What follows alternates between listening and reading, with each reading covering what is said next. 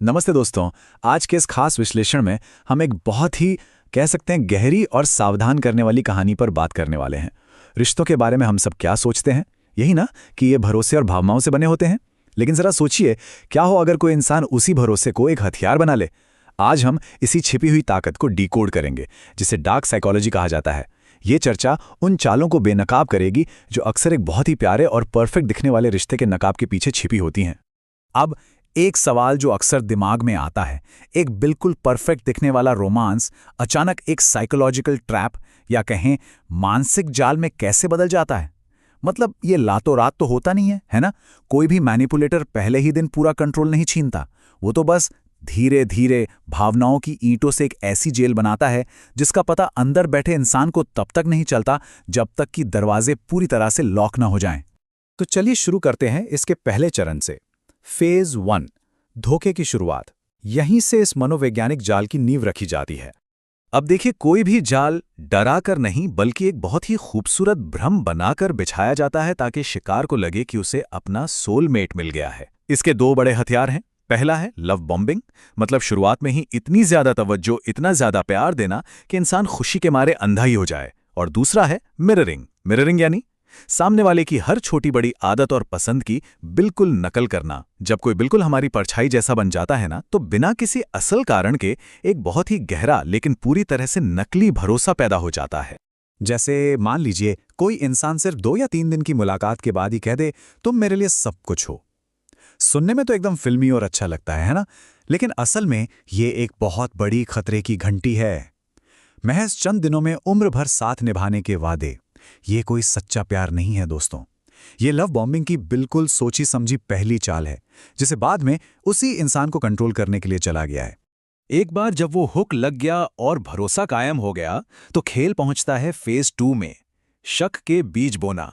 अब वो आर्किटेक्ट अपनी ही बनाई मजबूत नींव को हिलाना शुरू करता है। इसे डार्क साइकोलॉजी की भाषा में इमोशनल विप्लाश कहते हैं। एक पल में तो बेइंतहा प्यार और ध्यान, और अगले ही पल एकदम सन्नाटा, साइलेंट ट्रीटमेंट, बिना किसी वजह के एकदम ठंडा और अजनबी सा बर्ताव।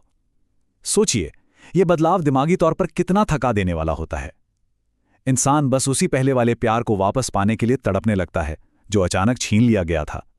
और सच कहूं तो गहरी निर्भरता पैदा करने का यह सबसे अचूक तरीका है। और फिर एंट्री होती है डार्क साइकोलॉजी के सबसे खतरनाक टूल की, गैसलाइटिंग। गैसलाइटिंग का सीधा सा मतलब है किसी के दिमाग से इस कदर खेलना कि वो अपनी ही यादों, अपनी ही सोच, बल्कि अपने ही सच पर शक करने लगे। जब रोज रोज ये सुनने को मिले कि तुम्हें याद ही गलत है, या अरे मैंने तो ऐसा कभी कहा ही नहीं, तो एक समय बाद इंसान खुद पर से भरोसा पूरी तरह खो देता है। उसका आत्मविश्वास एकदम टूट जाता है। जब इंसान का आत्मविश्वास टूट जाता है, तब मैनिपुलेटर एक झूठी दुनिया खड़ी करता है। इसके मेनली 3 तरीके हैं। पहला, इंफॉर्मेशन ओवरलोड, मतलब इतनी ज्यादा और उलझी हुई बातें करना कि सच और झूठ के बीच का फर्क ही गायब हो जाए। दूसरा है फेक अर्जेंसी, ये कहना कि अभी फैसला लो वरना मौका चला जाएगा, ताकि सामने वाले को सोचने का वक्त ही ना मिले। और तीसरा है फॉल्स चॉइस, जहां ऐसे ऑप्शन दिए जाते हैं जिनमें असल में कोई आजादी होती ही नहीं है। अब यहां एक बहुत ही दिलचस्प अंतर देखिए। एक स्वस्थ रिश्ते और एक मैनिपुलेटिव रिश्ते में बहुत बड़ा फर्क होता है। एक सही पार्टनर हमेशा जिम्मेदारी लेगा, आपकी बातें सुनेगा। लेकिन एक मैनिपुलेटर, वो हमेशा ब्लेम शिफ्टिंग करेगा, यानी अपनी गलती बड़ी चालाकी से दूसरे के सिर मढ़ देगा। और वो प्रोजेक्शन का भी इस्तेमाल करेगा, जिसका मतलब है कि झूठ वो खुद बोलेगा लेकिन झूठा सामने वाले को साबित कर देगा। जरा इस लाइन पर गौर कीजिए, मैं गुस्सा इसलिए हुआ क्योंकि तुमने मुझे मजबूर किया। सुनने में शायद आम लगे, लेकिन ये ब्लेम शिफ्टिंग का सबसे डरावना रूप है। इस एक लाइन से पीड़ित इंसान को ही मुजरिम बना दिया जाता है। उसे लगने लगता है कि हर गलत व्यवहार के पीछे उसी की कोई ना कोई गलती रही होगी। और इसके बाद हम आते हैं इस पूरी प्रक्रिया के सबसे अंधेरे हिस्से पर, फेज 3, नियंत्रण का जाल। अब दीवारें पूरी तरह से खड़ी हो चुकी हैं और अब भारी भावनात्मक हथियारों का इस्तेमाल शुरू होता है। इस फेज में एक बहुत ही शातिर तकनीक सामने आती है जिसे कहते हैं ट्रायंगुलेशन। इसका सीधा मतलब है रिश्ते के बीच में जानबूझकर किसी तीसरे इंसान का जिक्र ले आना। जैसे, देखो वो इंसान तुमसे कितना बेहतर है, या वो मेरी बात ज्यादा अच्छी तरह समझता है। ये सिर्फ जलन पैदा करने के लिए नहीं होता, ये अंदर तक एक गहरी असुरक्षा भरने के लिए होता है, ताकि इंसान अपनी अहमियत साबित करने की एक अंधी रेस में दौड़ने लगे। इसके अलावा इंसान की हमदर्दी को ही उसके खिलाफ एक हथियार बना दिया जाता है, गिल्ट ट्रिपिंग करके, ये जताना कि मैंने तुम्हारे लिए कितना कुछ किया, या फिर जानबूझकर खुद को पीड़ित दिखाकर फ्री की हमदर्दी बटोरना। कभी कभी यह भी कहा जाता है कि बाकी सब भी मेरी बात से सहमत हैं, जिसे सोशल प्रूफ कहते हैं। और सबसे आखिर में कंट्रोल्ड एंगर, अचानक से इतना गुस्सा दिखाना कि सामने वाला डर के मारे तुरंत घुटने टेक दे और पूरी तरह से ऑफ बैलेंस हो जाए। अगर कोई मुझे छोड़ के गया तो मैं खुद को नुकसान पहुंचा दूंगा। ये कोई आम बात नहीं है, ये इमोशनल ब्लैकमेल का सबसे एक्सट्रीम रूप है। ये किसी को रोकने के लिए प्यार का नहीं, बल्कि एक बहुत ही गहरे डर का इस्तेमाल कर रहा है।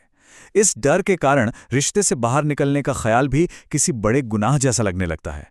तो इन सारी चालों, इन मनोवैज्ञानिक खेलों का अल्टीमेट गोल यानी अंतिम लक्ष्य आखिर है क्या? इसका एक ही मकसद है, पूर्ण भावनात्मक निर्भरता। मैनिपुलेटर ये पक्का करना चाहता है कि सामने वाला इंसान ये मान बैठे कि वो अपने इस कैद करने वाले के बिना तो जी ही नहीं सकता।